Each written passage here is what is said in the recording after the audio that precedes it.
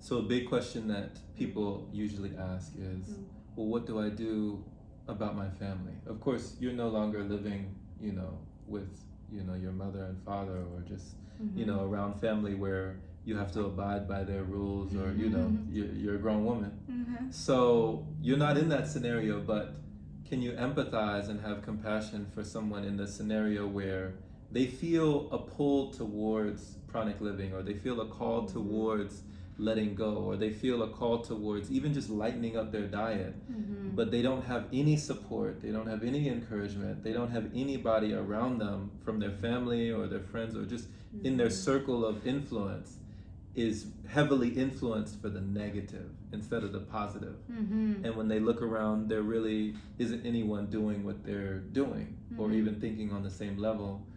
What advice would you give for that person? I've had some experience of that myself, but I also had some support at the same time. So I got like a mix of that. But somebody who maybe didn't have any support, then you have to really assess the situation and assess your environment, because like your environment is so crucial to your well-being. Like in general, whether you're on the pranic path or any type of path in life, your environment is just so crucial for your well-being.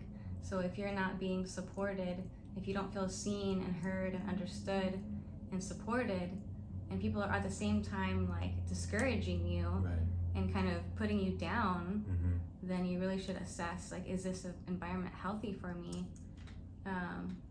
Is it conducive for my well-being and my growth?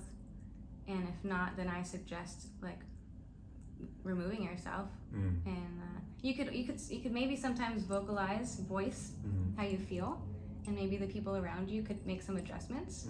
But if that doesn't happen, and you still met with the same, like so much like putting you down in like a negative environment, I suggest switching environments, because we are just like flowers basically, and it's not the flower's fault why it's not blooming. It's the environment which the flower is in. Right. It's like the soil, the environment.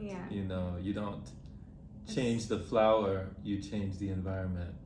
It's like a flower like that needs a lot of sun, and it's over in a dark corner. Great analogy. Great example. So realize, like, you're not a tree. Like, you can move. A tree is where it's at. It's got to do what it's got to do in that environment.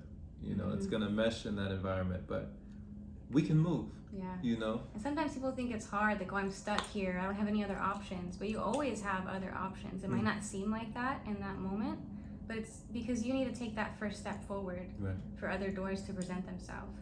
So if you're staying in the same place, you might not see any other way out. Until you take the next steps forward, then things will open up, opportunities and doors will open up. Like, oh, maybe I can go stay over here, or maybe I can, do this. Like, there's like things will shift when you shift. So nothing changes until you change, but once you change, everything changes. So beautiful advice, wonderful advice. I hope y'all heard that. I trust you did, and I trust you got something out of this. Thank you so much for listening. We'll see you again soon.